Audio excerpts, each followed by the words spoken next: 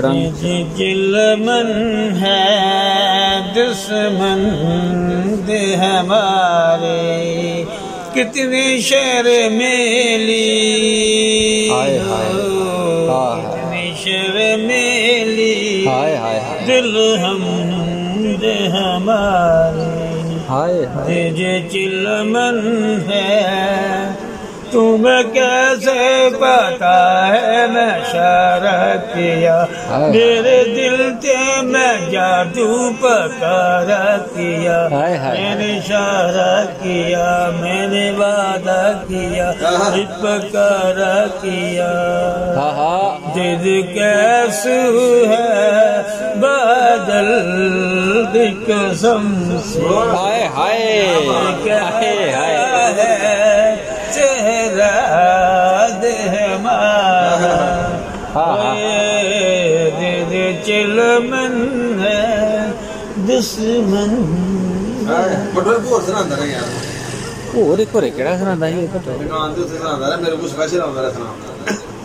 پٹور کی گانا او یار میں نہیں مرنا میں نہیں مرنا بوٹے نے بھان جو ٹیپ سن سڑی والا چھوڑ سے چپ کے مار اچھا ریڈیو یہ ہے کہ ابھی کل نہ بات بٹو نے لایا تھا گانا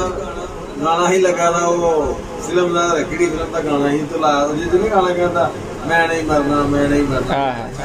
ہاں لگا تھا بٹو نے ایڈ کر کے رکھا تھا ہی پول دی کھاتے دے تو سونا اچھا بٹو اپنے پاس ہی بیٹھا تھا کیڑا بوٹا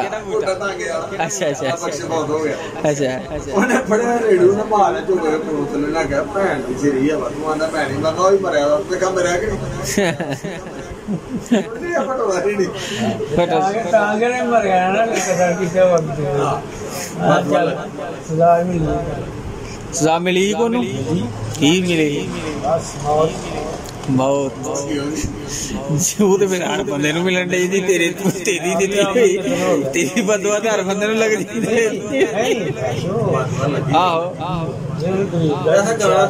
اچھا وہ گانا کہڑا ہی وہ دس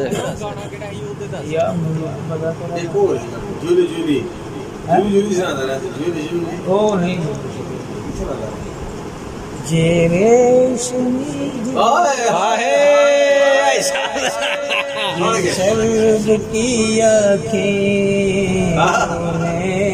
دیکھ چل جی رہے دیکھ چل جی رہے ریسمی رلفیں سربتی آنکھیں دیکھ چل جی رہے زلفاں مجھ بھومائتے نہیں کرتے مجھ بھومائتے نہیں کرتے چپ رہتا ہے جانا تو نانا بدرانا ہی کیا بات دیکھ کر جی رہے